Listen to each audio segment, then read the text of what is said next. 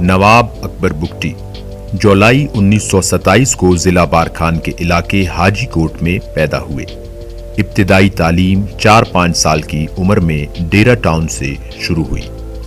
گرمیوں میں کوئٹہ میں سنڈیمن ہائی اسکول کے پرائمری سیکشن میں 2 ماہ کے لیے زیر تعلیم رہے۔ سن 1935 کے زلزلے کی تباہی کے بعد کوئٹہ میں ٹینٹ میں بھی قیام پذیر رہے۔ باقاعدہ تعلیم کے لیے سن 1937 میں کراچی میجر برج کے پاس بھیجا گیا۔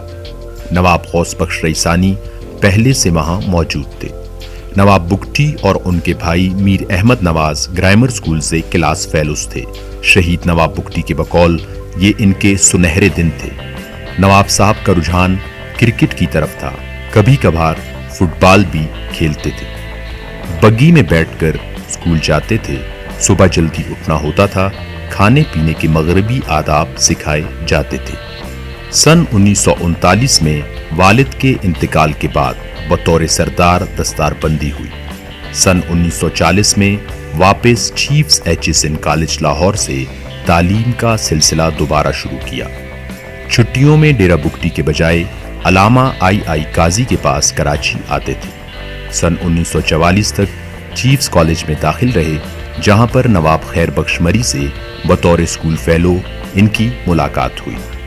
سن 1944 کے آخر میں قبیلے کے اندر بغاوت ہوئی تو تعلیم ادھوری چھوڑ کر پہلی مرتبہ ڈیرہ بگٹی گئے۔ سن 1946 میں باقاعدہ سردار کی ذمہ داریاں سپرد کی گئیں۔ کالج میں کرکٹ اور تیراکی کی ٹیموں کا بھی حصہ رہے۔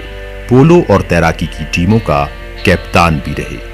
سن 1944 میں آل انڈیا اولمپکس میں بطور نمائندہ پنجاب حصہ لیا۔ علامہ آئی قاضی کے ہاں A.K. بروہی نواب بگٹی شہید کو ٹیوشن پڑھاتے تھے۔ سن 1944 میں سبھاش چندر بوس کی تحریک سے متاثر تھے۔ کالکا سے شملہ جانے والی ریلی کا راستہ روکنے کے لیے سرنگ کے منہ پر پتھر رکھنا شہید نواب اکبر خان بگٹی کی پہلی گوریلا کارروائی تھی۔ 1 یونٹ کے وقت ڈاکٹر خان کی موت کے بعد سن 1957 میں بلوچستان کی نشست پر بلا مقابلہ رکن منتخب ہوئے۔ سن 1957 میں ریاست کلات کی بحالی کے حوالے سے خان احمد یار خان کی قیادت میں سکندر مرزا سے ملاقات کرنے والے سرداروں کے ہمراہ رہے۔ سر فیروز خان نون کی کابینہ میں وزیر مملکت برائے داخلہ رہے، بعد میں دفاع کا قلمدان دیا گیا۔ شہید نواب اکبر خان بگٹی کی تجویز پر حکومت نے گوادر کو مسقط سے خریدا۔ 1-2 دفعہ خود بھی مذاکرات میں شریک رہے۔ جیل میں نواب بگٹی شہید اور نواب نوروز خان زرکزئی کی کئی ملاقاتیں ہوئیں۔ نواب نوروز خان کے مقدمے کے فیصلے کے وقت نواب بگٹی بھی جیل میں تھے۔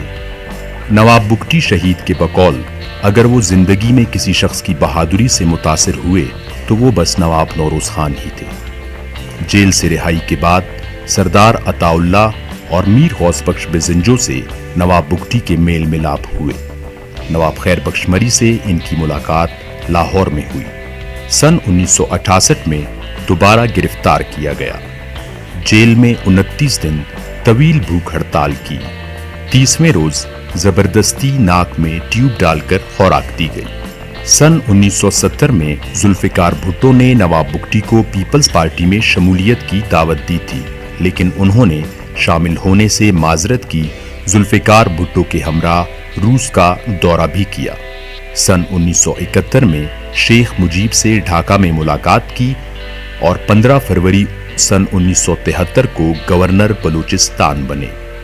شہید نواب اکبر خان بگٹی سرنڈر کرنے کو بہت ناپسند کرتے تھے، اسی وجہ سے انہوں نے میدان جنگ میں شان سے جان دینے کو قبول کیا۔ شہید نواب بگٹی اپنے اختیار میں شراکت کے قائل نہیں تھے۔ نومبر 1973 میں کراچی میں سردار عطا اللہ مینگل کے گھر پر پولیس نے چھاپا مارا، جس پر نواب بگٹی ناراض ہو گئے اور گورنرشپ سے استعفیٰ دے دیا۔ شہید نواب بگٹی کا بیشتر وقت کتابوں کے مطالعے میں گزرتا۔ وہ دوستوں میں صرف کتابوں کے تحفے وصول کرتے۔ سن 1990 میں بے نظیر کے خلاف اعتماد کی تحریک میں نواب بگٹی نے نواز شریف کا بھرپور ساتھ دیا۔ مقتدرہ سے طویل بے نتیجہ ڈائلاگ کے بعد نواب بگٹی مایوس ہو گئے تھے۔